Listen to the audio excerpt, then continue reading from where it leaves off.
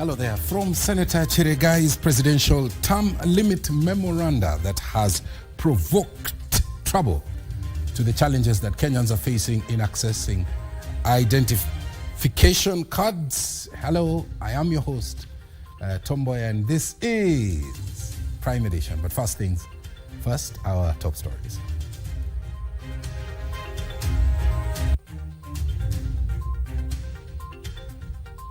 New grading system that will be applied to the 2023 KCSE examination. The only two mandatory subjects will be mathematics and one language. Out with the old, in with the new.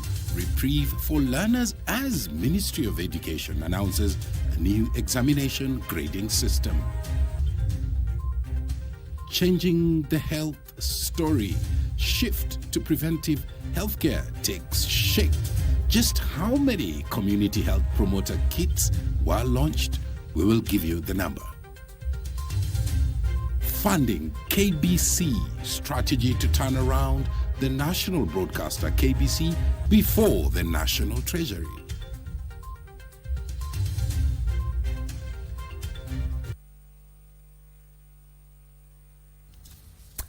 Our socials at KBC Channel 1 and our sign language interpreter is Anu Wangeshi. To our top story now, the government has announced a new grading structure for Kenya Certificate of Secondary Education Examination, KCSE, beginning this year. Under the new system, only 2 mandatory subjects and 5 other best performed subjects will be used by the Kenya National Examination Council, NEC, to compute results. This system is a departure from the past where, you remember, candidates took 5 mandatory subjects. This move seeks really to increase the number of those who are qualifying for universities, diploma, as well as TVET training. Parasaya opens our coverage with that report. A month to this year's national examinations, the government has announced a new grading system for learners who are set to sit for this year's Kenya Certificate of Secondary Education, KCSE. Effective this year, only 2 mandatory subjects, that is mathematics and one language, chosen between English, Kiswahili and sign language, will be required for computing the mean grade. The Kenya National Examination Council will consider any other 5 best performed subjects. New grading system that will be applied to the 2023 KCSE examination. The only 2 mandatory subjects will be mathematics and one language, either English language, Kiswahili or Kenyan Sign Language. In addition to the 2 mandatory subjects, the Kenya National Examination Council will consider another 5 best performed subjects. Education Cabinet Secretary Ezekiel Machogu says the system will increase enrollment to institutions of higher learning, as well as shaping students to career paths according to their strength in different subjects. It is expected that the new reform measure will increase the number of students qualifying for universities, a diploma and a TVET training at the certificate and accent levels. In the current system, 5 subjects including mathematics, English, Kiswahili, 2 sciences and 1 humanity are all compulsory. The ministry has further expressed its readiness ahead of this year's national examinations. I wish to urge you to conduct the 2023 examinations diligently, having in mind that we are all doing this for the sake of our country, our children, and our future. We are all doing this for ourselves and for our children. We are doing this for the future, because when we deal with our children's rights, then we are anchoring the future of our country, we are anchoring the future of this club. So once again, we say thank you, and anyway, it's a duty to all of us to make sure that the future is well taken care of. So this is the assurance that we are giving you from the ministry that would make sure that our officers in respective jurisdictions are personally present and they participate, and they'll also be able to give feedback on where things needs to be sorted out. At the same time, all teachers who are on leave have been recalled to oversee the national examination.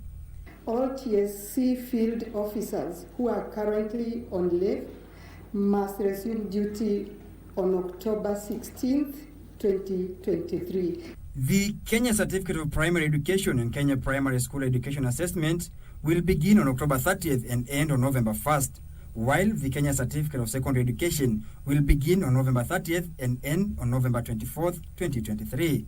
As the country gears up for its annual examination mode, the Ministry of Education now says that all loopholes have been sealed to ensure no exam malpractices are registered this year. Parsai Frederick reporting for Prime Edition, Nairobi. Now, Kenyans will now have easier access to primary healthcare services following the launch of 100,000 Community Health Promoters Kit. The distribution of the kits under the Afya Nyumbani and Afya Mashinani program has been hailed as a game changer in reducing the burden of secondary as well as tertiary healthcare costs through the promotion of prevention healthcare. Our reporter Nancy Okware has more details on this program. 3, 2, flag off. Monday marked a significant day in the health sector. Taveta is there, so count. Taita Taveta. President William Ruto presided over the launch of healthcare kits to be distributed in the 47 counties that will see each of the 100,000 dedicated community health promoters equipped with each expected to be responsible for 100 households. By launching the essential kits to equip community health promoters, we are making a bold statement of our intent to take a big step towards winning our nation's long-standing struggle for freedom from disease using a bottom-up strategy. While acknowledging the financial burden, especially when treating chronic illnesses, President William Ruto pledged the government's commitment to ensure health promoters are compensated for their services in a timely manner. Kenyans will no longer need to travel to a health facility for basic screening and the treatment of minor ailments, as well as preventative and promotive health care. Instead, health facilities in the form of these kits and the community health workers who shall operate them shall go to Kenyans and serve them at their homes. Going forward, the cost of preventing a disease is 9 times to cure the same disease. So this is a temporary measure, and in 5 years' time, through this intervention, the cost of curing diseases in this country will come down by 50%. Cabinet Secretary for Health Susan Nahumicha, speaking at the event, said health promoters will be tasked with conducting door-to-door visits, aid in early diagnosis and timely referrals. 10 community health promoters, each is tasked with 100 households. That means 1,000 households, Your Excellency, form one community health unit, which we call the CHU. And this CHU, Your Excellency, is headed by a community health assistant that we refer to as the CHA. This will establish approximately 10,000 community health units in the country. Na sasa tuko hapa wewe kuzindua nafasi hii, wahudumu wakipata vifaa vya kutumia kusaidia jamii zetu. Hiyo ni heko kubwa kwa hii miaka 60 ambayo tumekuwa huru. Additionally, the health promoters will be linked to specific dispensaries and health centers that will be mapped to level 4 facilities such as sub-county hospitals that will act as a central point to track patients. Each of the kits will contain a mobile phone, first aid kit, thermometer, glucometer, vitamins, among other basic testing kits.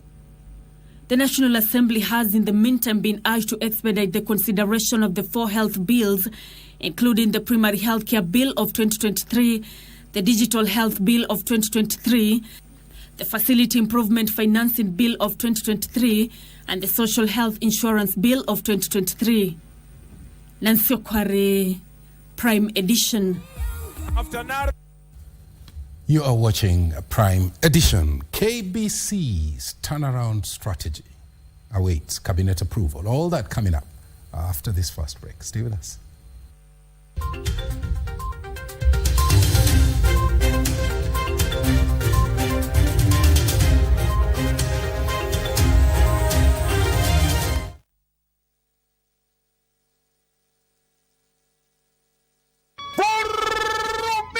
Na Lati Game ikiwa ni ngurumo ya pikipiki sasa inaelekea mitaani. Ikiwa mshindi wetu wa leo wa pikipiki ni Joseph Kamau.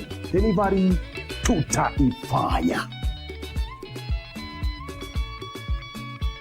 zimefika Ruiru, nani yako kifungu ndio hiyo yako. Hiyo moto. Nilikuwa nimejaribu siku kama 3 hivi. Nimeshida hii pikipiki Honda. Amekabidhiwa mpaka stakabadhi zote. Yote inafanyika katika Lucky Game. Mita na star 570 hash.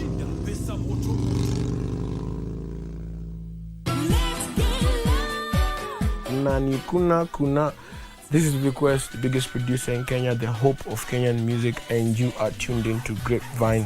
The Alliance Francaise last Friday held a vibrant celebration of diverse musical expressions.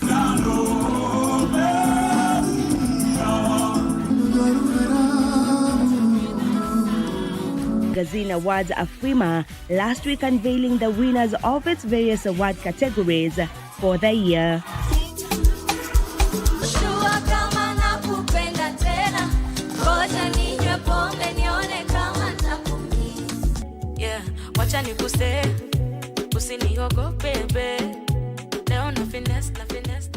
I am the thing that makes a hit song. Without me, there's nothing in Kenya that makes a hit song.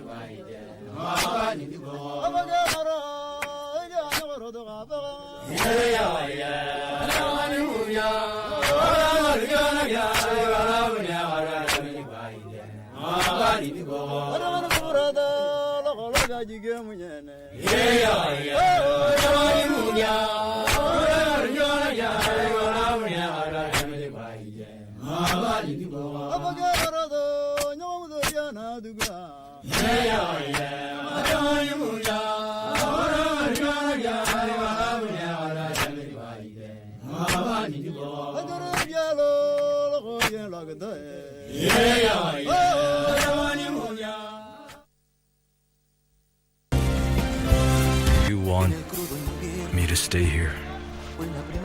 Yes, I'll go with you. I want to be with you because I love you. Belle might end up getting involved with my brother. Trying to see their faces, but I cannot see them. And we cannot file a complaint with that. That's not an evidence, Rahina. I found out that the new patient that calls herself Irene Avila is an imposter, madam. An imposter? Yes. I just saw her official identification and she registered with a false name.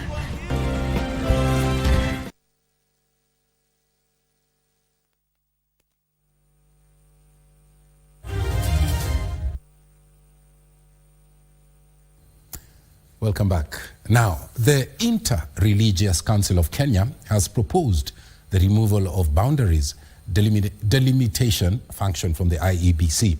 Appearing before the National Dialogue Committee at Bomas of Kenya Monday, the council noted that the function remains a highly emotive and public interest issue. This, as the political parties' liaison committee called for an audit of the 2022 presidential election results. PPLC argues that the audit will eliminate doubts about the results announced by IEBC last year. The National Dialogue Committee for the second day running continued to receive public views on the agenda of the ongoing dialogue between the Kenya Kwanza and the Azimio la Umoja One Kenya Coalition Party. First up was the political parties' liaison committee, who are proposing the number of IEBC commissioners increased to 9, and who should be appointed by fully registered political parties under the PPLC. Results are scanned and transmitted directly from the polling station, not only to the National Tallying Center, but to all accredited political parties, all accredited media houses. PPLC further called for the audit of the 2022 general elections, saying this will eliminate doubt of the results. Interests of putting the ghosts of 2022 to sleep. That we have a complete audit of the elections. A complete audit. The Inter-Religious Council of Kenya followed and has proposed the removal of boundaries delimitation function from the IEBC, Appearing before the 10-member committee at the Bomas of Kenya, the council noted that the function remains a highly emotive and public interest issue. Proposes the establishment of an independent and multi-sectoral task force to audit the electoral process, to identify all the loopholes and weaknesses of the electoral process. And the council proposes the removal of the boundaries delimitation function from the IBC and locating in a framework established under the Act of Parliament with multi-stakeholders representation that is set up every 8 to 10 years. Meanwhile, emotions ran high at the Bomas of Kenya when members of the Sabaot community made their presentation to members of the committee. The community, who had accompanied Trans Nzoia Mount Elgon Professional Association, could not hold back tears as the group explained why they wanted a county of their own. County kwa sababu ya development, si kwa sababu mwingine, kwa sababu hatupate development. They want the county to be known as Mount Elgon, hived off from Bungoma in Western and Trans Nzoia County in the Rift Valley. Out of 11 CEC members, Sabaots are only having 1 CEC. And that is the only county that they can call their county. The Kimani Ichung'wah and Kalonzo Musyoka-led committee will hold their sittings tomorrow, with the election observers group ELOC slated for 9 a.m. Timothy Kipnusu for Prime Edition. Nandi Senator Samson Cherargei has told off leaders opposing his proposed extension of the presidential term limit from the current 5 to 7 years. The legislator says that he is within his constitutional rights to propose changes to the country's governance system, which, according to him, does not give administrations ample time to realize their manifestos. His sentiments come as the United Democratic Alliance Party, UDA, distant itself from his proposals. Abdiaziz Hashim has the details of the proposal that appears to have starred the hornet's nest. Nandi Senator Samson Cherargei memorandum to the bipartisan technical committee continues to spark debate, with many questioning the reasoning behind the senator's proposal to increase the presidential term limit from the current 5 to 7 years. However, Senator Cherargei continues to defend his position, saying his proposals are meant to cure what he claims is ailing the country's governance system. Kama ungekuwa na maoni yako usiutoe, ulete kwa meza, sisi tujadiliane. Mimi nimeweka yangu kwa meza peupe, jua ikiwaka mchana nimeweka yangu kwa meza ijadiliwe. Na hiyo ni mujibu wa haki ya ile mujibu wa demokrasia wa Kenya. Sema yako ni sema yangu. The senator argues early campaigns after an election and appointments of government officials to various ministries are time-consuming, leaving little room to implement development projects before the next election is due. I think we would be expecting the miracles that happened 2,000 years ago of Jesus Christ for somebody to transform the country within 3 years. And therefore, I'm proposing that let us move to 7 years, so that we desist from putting the country into a continuous campaign. His proposal has since captured the attention of the ruling party UDA, who have distanced themselves from his remarks. In a statement, UDA Secretary General Cleophas Malala stated the proposal by the senator is not the position of the party or that of the president. The party has stated its opposition, and it is correct because I don't hold any position within the party. So the party has a way of communicating, and I'm just bringing an opinion. And that is why I was saying, let us not criminalize anybody's opinion. If his proposals is adopted by the bipartisan team, it will be subjected to a public referendum as per the 2010 Constitution. Abdiaziz Hashim for Prime Edition. The Kenya Broadcasting Corporation is banking on exchequer funding and digital innovation in a well-thought-out turnaround strategy that awaits cabinet approval. The national broadcaster says that the strategy will help it to expand its services and also roll out more products. Acting Managing Director Samuel Maina says that the proposal, if approved by cabinet, will see the government write a decades-old 90 billion shillings Japan debt owed to the National Treasury. The Kenya Broadcasting Corporation, one of Africa's leading national broadcasters, is undergoing a major transformation that will see development of new studios, investment in modern transmission equipment, and the recategorization of the broadcaster. The turnaround cabinet white paper is currently awaiting the National Treasury's approval.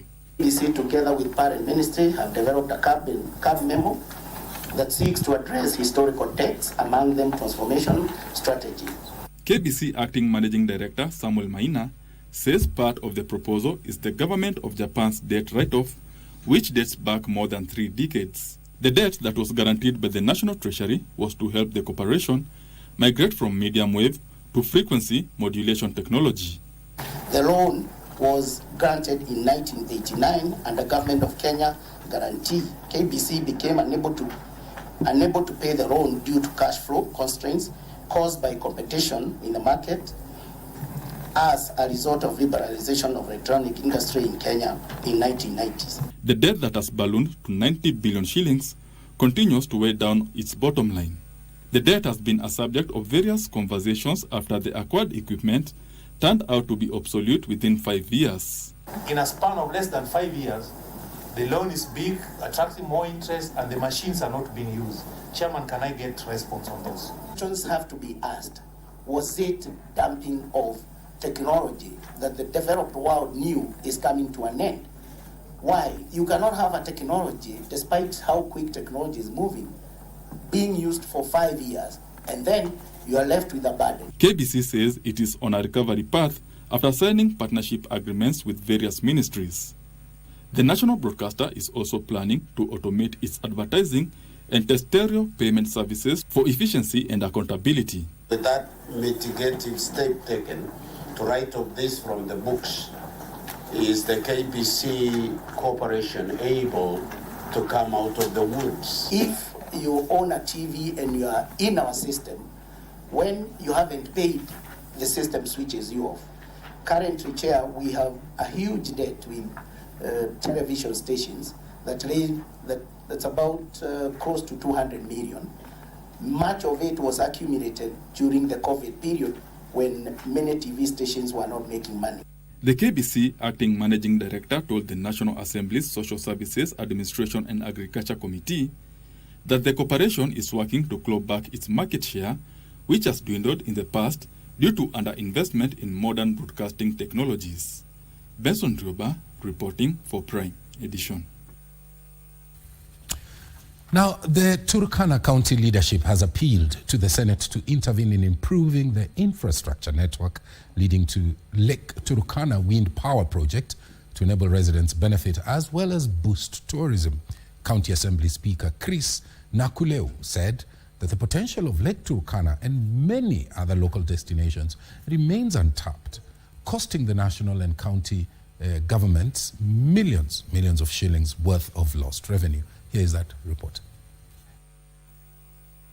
The Senate and the Turkana County Assembly leadership met Monday to discuss ways in which the two legislative houses can collaborate to effectively play their oversight role. Mwito tu ni wananchi wengi wajitokeze ili waje waone bunge lao. Manake bunge la Senate ni bunge la mashinani, ni bunge la wananchi kule mashinani. Everybody, including even the young children, are very active because most of the institutions, most of the people fear Turkana County. Turkana ward representatives called on their counterparts in the Senate to champion investments in infrastructure to open up the region. Our appeal as the County Assembly or as the leadership of Turkana is to have the government find some funds to have this road from Lodwar to the lake fixed. You realize what we get is so small, it cannot really satisfy the demands that we have as an assembly. Senate Speaker Amason Kingi assured the leaders that the Senate will spend the week articulating issues affecting the region. I want to urge the honorable members to be around and extract as much as you can from these senators. There's so much that you can learn, and there's so much also that these senators can be able to learn from you. The MCAs also asked the Senate to expedite the consideration of the proposed County Public Finance Laws Amendment Bill that roots for the financial autonomy of county assemblies. You cannot oversight someone who determines when to pay, how to pay you, and therefore you need some kind of independence for you to effectively discharge your oversight role. Meanwhile, Kenya Women Senators Association has welcomed the commitment by the Senate leadership to advocate for greater inclusion of women in governance. It's going to get better, and the 2/3 actually the bill is on. We are working on it. It's already in Parliament, and Senator Sengo is fronting it. We're actually giving her all the support. Speaker wetu wa Senate, wewe ndio ng'ombe inachinjwa kwako. Wewe ndio ngamia inachinjwa kwako. Ngamia inapochinjwa, kumbuka mguu ya wamama. The women leaders are confident that commitment by their male counterpart may have finally put the wind in their sails in the push for the 2/3 gender principle. Now, the government says that it is working to address security challenges that are facing communities living along Kenya's border with Ethiopia, Uganda, and South Sudan. Border Patrol Commander Gitimba Mwita says that his troops are working hard to secure the regions despite setbacks such as overstretched resources and also slow diplomatic engagements with Kenya's neighbors. The government of Kenya says it remains committed to strengthening bilateral relations with her neighbors to the north. Speaking during a security meeting with senators on Monday, Border Patrol Commander Gitimba Mwita said Kenya will continue to play its part in ensuring her side of the border remains secure. For us, we are trying to make sure our borders are secure, despite the low numbers that we intend to increase, so we can cover the entire border. Mwita told the Senate committee in Lodwar that lack of good road network in the region makes security arrangements even more complex. When it rains, if we are called upon, we can't respond. The road is too muddy with a lot of water under there. The challenges that are bound to come, the challenges that you people, I believe, can be able to handle. The issues of security in this region is something that has actually hindered a lot of development to be realized in this area. The patrol units want the Communication Authority of Kenya engaged to erect communication masts along the Kenya-Southern Sudan border. Kenya and South. Issues of demarcation and delineations of boundaries. I think this is a very big issue, Chair, which we need to call the CS for lands and the CS for security, interior, because this is a major issue. We have quite a number of issues that is affecting this country, particularly on issues of boundaries. Kenya has no clear lines in terms of their boundaries. We are yet to go there. There's some money for this. Is it documented anyway? Have you as the man in charge of the cross-border, not cross-border, but the border units, documented? Yes, sir. Chair will be equipped with modern technology, maybe fighting equipment, because things like drone, armored vehicles, sometimes they can have an armored vehicle, but when it gets a mechanical problem, it takes so long for it to be repaired. Yet the bandits are here and there every time. Ombi langu tu ni kwa Senate waone vile hii serikali kuu itakutana kwa haraka, maana hapo ni mali uwezi lala, mtu analala kama risasi ya bunduki kwa ndani, uwezi toa kiatu yako kwa sababu bunduki inaweza idia anytime. Kenya and South Sudan have been steeped into an ending dispute over a common border in Nadapal. The Senate committee is expected to meet the Turkana County leadership with a view of addressing perennial and emerging security challenges in the region. As efforts to resolve insecurities in Turkana intensify, sensitization of members of the public to volunteer intelligence to the members of the police service has been termed as crucial in addressing insecurity optimally in Turkana County. For Prime Edition, I'm Gladys Mungai. Senate County Public Accounts Committee has taken issue with former Turkana County Governor Josphat Nanok's regime for running what the senators call a criminal enterprise to loot county funds. In the audit report of 2020-2021, Nanok's regime spent 4 million shillings a day. On what? domestic travel. Governor Jeremiah Lomurukai admitted that there were cartels deeply entrenched in the county government. I'm a resident of Turkana. Sitting at the Turkana County Assembly, the Senate's Watchdog Committee on County Public Accounts observed that in the 2020-2021 financial year, the then Turkana County government spent 4 million shillings per day on domestic travel.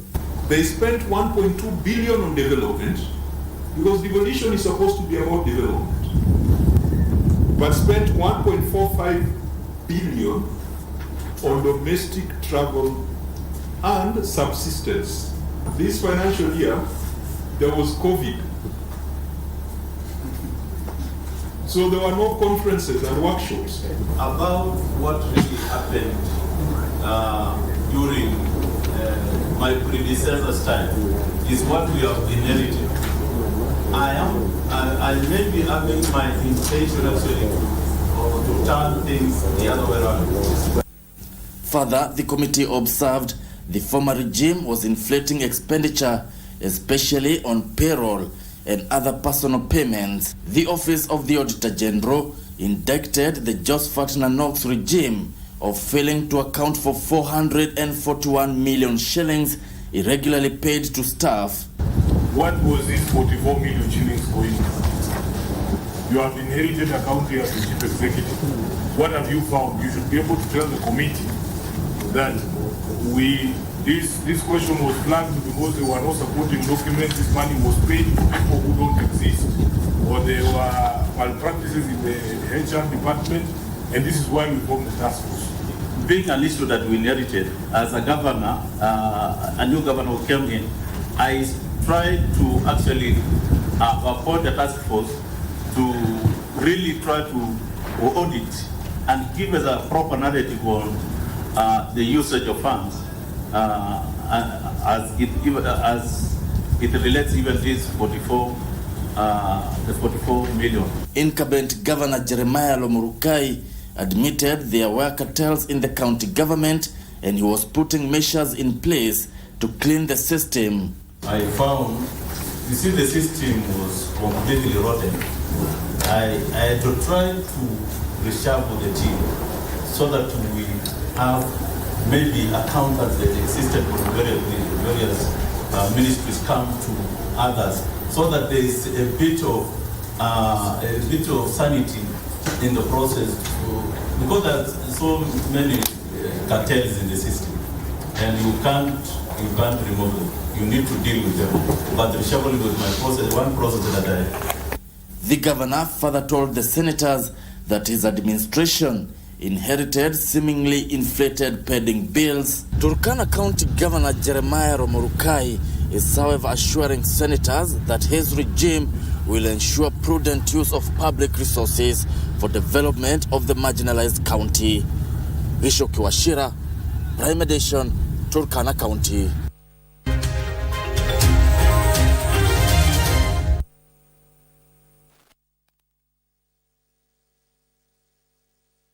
The Senate will hold its sittings dubbed Senate Mashinani to Turkana County from 25th to 29th September 2023.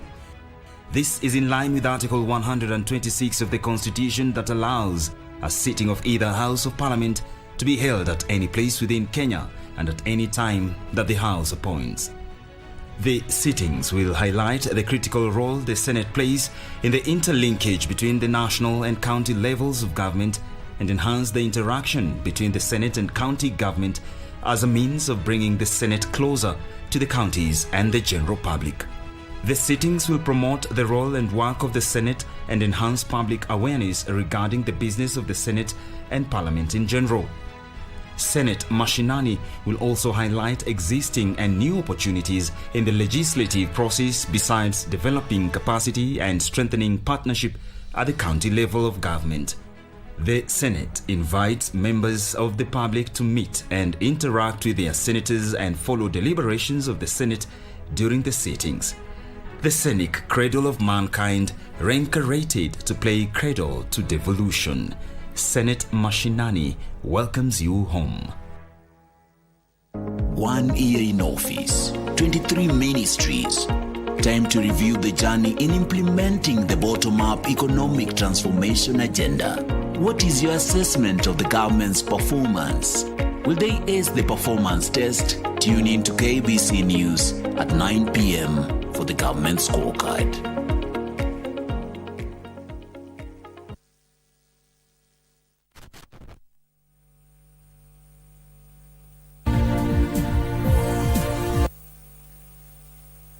Welcome to the business segment. I'm holding down the fort for the business news anchor. Now, the government is urging small businesses to take advantage of industrial parks and various state incentives to improve the quality of their businesses on the global market. Industrialization Principal Secretary Juma Mukwana says that Kenyan companies should target the African market to benefit from the economies of scale. Africa Accreditation Corporation 14th General Assembly and meetings in Nairobi, stakeholders pointed to the need for a raft of policy changes in empowering local businesses to produce goods for the regional and international markets. There should be reliance, especially by regulators, on accredited bodies. That's what is the biggest barrier, that you would find that when a product arrives in another country and it was tested by an accredited body in the country of origin, they subjected to a retesting or inspection. But you see, manufacturing is just one thing. Where do you sell? And that's why we need these barriers to be broken down. A Kenyan small-scale trader will be more effective if he is able to sell not just in Kenya, but within the EAC region and even beyond there, so that you have a bigger market. And the whole thing is produce a product that is of high quality. And that's why we are here talking about standards. We need to be part of the global accreditation infrastructure, and that global quality infrastructure or accreditation infrastructure is managed by two organizations in the world, the IAF, which is the International Accreditation Forum, and the ILAC, which is the International Laboratory Accreditation Corporation. The African Continental Free Trade Area's main goal is to bring down barriers in trading, specifically tariffs and import quotas, encourage the free trade of goods and services, boost intellectual property protection, expand opportunities for exporters, fair treatment for investors, and enhanced opportunities for local firms to compete for foreign government procurement. Experts are now calling for conformity and speedy implementation through the continent's accreditation processes. The product that you make is competitive. Is able to compete in the market. We are not saying remove other competitive products. We are saying let's make a product that can compete in the Ugandan market, in the Ethiopian market, in the Egyptian market. The African Accreditation Corporation is a corporation of accreditation bodies and stakeholders whose objective is to facilitate trade and contribute to the protection of health, safety, and the environment in Africa to increase the continent's competitiveness. Goods and services can be accepted in other countries at the same level as big organizations. How do we remove that? And that is done through what we call accreditation.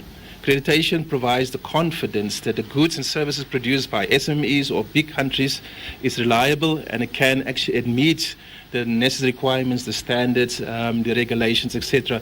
Experts say the 15% that Africa trades with itself is unacceptable. But to grow this further, the small businesses around the continent and in Kenya say that barriers around the continent must be removed for them to grow. Alanauko, Prime Edition. On to some pleasant development. The government has fully onboarded 9,700 government services on the e-citizen services, while unveiling the 13th edition of the Connected Africa Summit 2024. Information, Communication and Digital Economy Cabinet Secretary Eliud Owalo said that this has been made possible through private and public partnerships and gains from deliberations of prior editions of Connected Summit. The government has reiterated its commitment to digitize all government services by the end of the year. Our ministry is committed to providing quality digital platforms for all Kenyans, regardless of where they may be as a country. Speaking at the unveiling of Connected Africa Summit 2024, government officials said the government has committed 5 billion shillings to enhance connectivity, calling for more private partnership. The government has committed 5 billion shillings, which has already been released to help enhance the connectivity.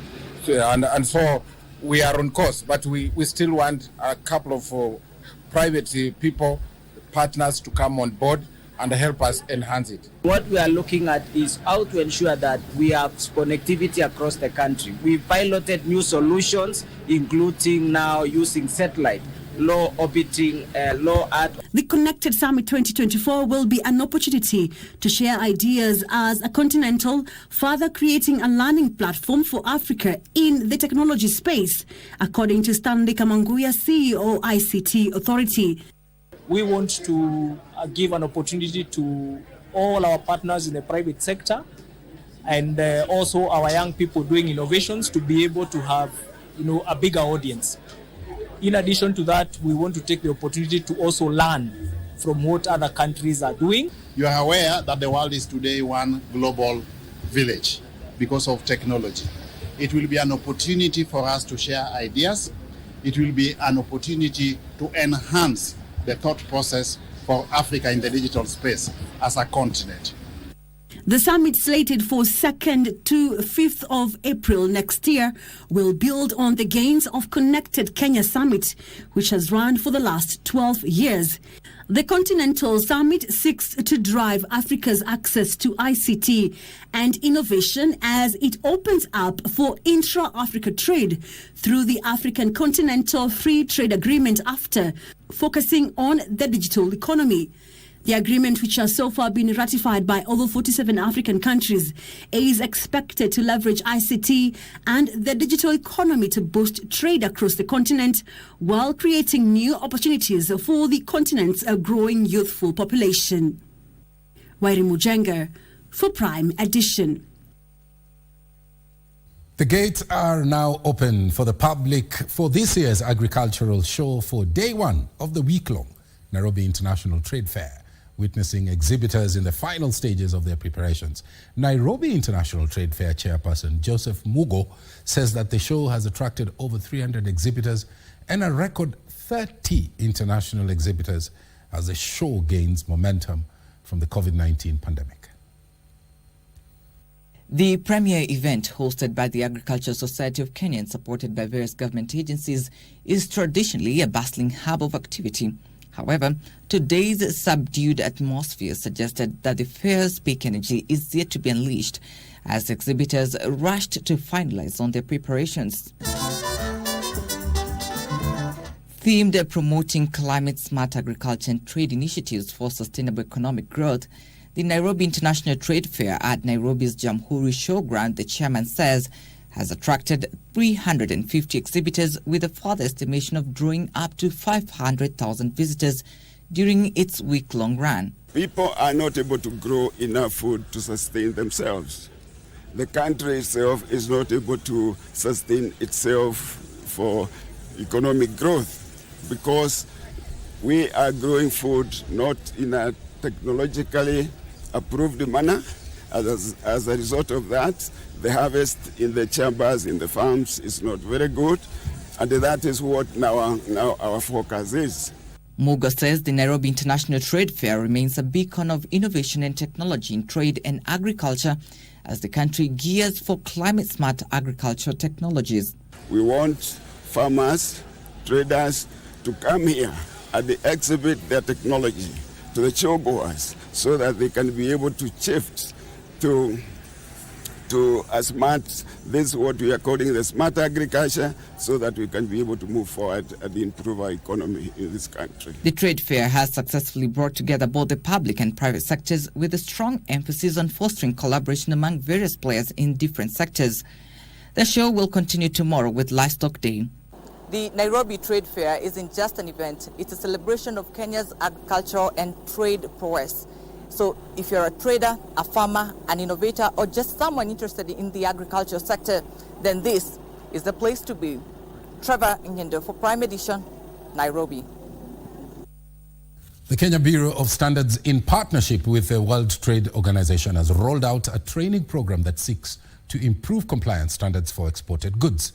Kenya Bureau of Standards Acting Managing Director Esther Ngari says that the initiative will remove barriers that have hampered locally manufactured goods from penetrating the global space as well as a push for an increased bilateral trade relations with other countries. Africa remains Kenya's major export destination, as latest figures from the Kenya National Bureau of Statistics for the January to March period of 2023 indicates. Earnings from the African region rose from 82.2 billion shillings in the first quarter of 2022 to 100.2 billion shillings in the first quarter of 2023, largely driven by increase in exports to Uganda that accumulated 50.4%, the DRC at 42.2%, Rwanda at 23.3%, Somalia at 44.5%, and Ethiopia at 40.2%. There, however, is a need to fast-track the entry of Kenyan goods to the global spectrum in order to fully maximize the country's potential to reduce the costs of doing business while easing the movement of goods and services. The main aim is to ensure that we are eliminating these technical barriers to trade, and that one member of WTO is able to trade with the other member of WTO without a creation of these technical barriers to trade. As a result, the partnership will see various industry players trained on compliance standards that match the international arena so as to ease market pressures that constantly strain locally manufactured goods. In terms of their exports, you export to many areas of the world, and Kenya's exports benefit from more knowledge, or your governments will benefit from more knowledge in terms of how to develop regulations, how to become more competitive in what you do. Additionally, they noted that there was a need to create a robust environment with an open and business-friendly regulatory regime in order to reduce competition from other developing countries that offer similar products, often at lower prices. If you are trying to access other markets in Europe, for instance, and you feel you do not have access, for you that becomes a barrier. So then the WTO rules are about seeing how you can address those barriers. Then you challenge them as unfair. Have they gone too far in the name of protecting the environment or protecting health? So what are your options for doing that? So that's the kind of thing we're discussing now. Ndutamo Kami for Prime Edition. Kenya and the United States of America have signed a strategic defense framework that will see the two countries collaborate on military matters. Under the renewed framework, the United States will use Kenya as a launchpad to fight insurgency and terrorism in the Horn of Africa. Visiting U.S. Defense Secretary Lloyd Austin said that the defense pact will see the Pentagon provide the Kenyan military with advanced military hardware and sharing of intelligence to counter terrorism. Kenya and the United States agreed on a new joint cooperation framework aimed at deepening military ties as Washington seeks to bolster its military ties with the African continent. The U.S. is facing a more aggressive China on the continent, which has been actively extending its military footprints on the continent. In 2017, China announced the construction of its first African military base in Djibouti. The Joe Biden administration has been on a charm offensive, wooing African countries with defense pacts and military aid. This has seen Washington dispatch its topmost military official on the continent to explore more partnerships. Now, the U.S. government deeply values our partnership with Kenya in countering al-Shabaab. We're grateful to Kenya for its leadership in tackling security challenges in the region and around the world. Speaking during a meeting with Defense Cabinet Secretary Eden Duale, Austin says the new framework will see Pentagon deepen its military cooperation with Nairobi in a bid to deal with terror and insurgency on the eastern seaboard of Africa. I'm delighted to announce that we have just signed a framework for defense cooperation spanning the years 2023 to 2028. This framework represents a significant milestone in our bilateral relations and underscores our shared commitment to peace, security, and stability in the region and globally. Signing the framework for defense cooperation between our two countries today reinforces the importance of our strategic partnership with Kenya. And it will help guide our bilateral defense relationship for the next 5 years. The new pact will see Nairobi and Washington cooperate to enhance Kenya's capabilities to counter violent extremist organizations, advance maritime surveillance, and promote regional security. Discussions opened avenues for exploring and expanding cooperation in the field of defense technology and innovation. We believe this framework will not only enhance our defense capabilities, but also contribute to our economic growth through joint ventures and technology sharing. So the United States remains committed to working with Kenya to help bring stability and security to the region and beyond. And we deeply appreciate Kenya's leadership and friendship. The U.S. military has been actively bolstering its presence in the region through the Kenyan military airfield in Mandabey, where its naval marine forces have been training with their Kenyan counterparts. Washington has in the past shown interest in setting up a military base here in Kenya, though the deal has never been ratified by the U.S. Congress and Kenya's National Assembly.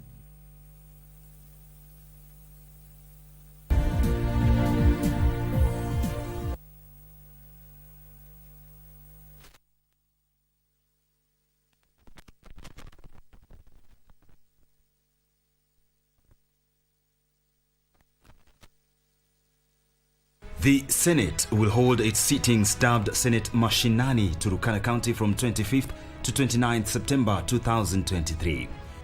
This is in line with Article 126 of the Constitution that allows a sitting of either House of Parliament to be held at any place within Kenya and at any time that the House appoints. The sittings will highlight the critical role the Senate plays in the interlinkage between the national and county levels of government and enhance the interaction between the Senate and county government as a means of bringing the Senate closer to the counties and the general public. The sittings will promote the role and work of the Senate and enhance public awareness regarding the business of the Senate and Parliament in general. Senate Mashinani will also highlight existing and new opportunities in the legislative process besides developing capacity and strengthening partnership at the county level of government.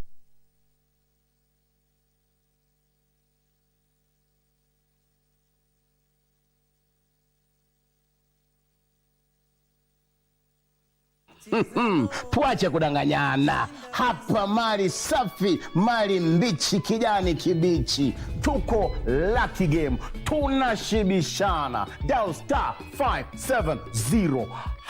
Chagua sanduku ya Lucky Game. Utapata sanduku 7 zinakungoja mahali pale. Chagua yako. Mali kibao, tuko na viti, tuko na vifriji hapa, tuko na TV, tuko na microwave, na pia tuko na chapa. All happening kwa *570#.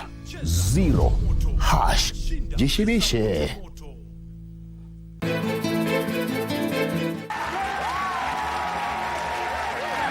Yeah, we are really proud of you. Kwa hamtaki nije ama nini maana kutojibu teksi zangu Dingo? I am here because of Mark. Yeye ndo mtu ambaye afani karibu naye kwa sasa. Huyo mtoto hataki majukumu na mbandika. Zari amekuja huko. Na yeye na Kate tayari washaanza kukuleta vurugu. Muda mchache tu kusema wacha nikamwangalie mamangu. Nimekushinda Maya.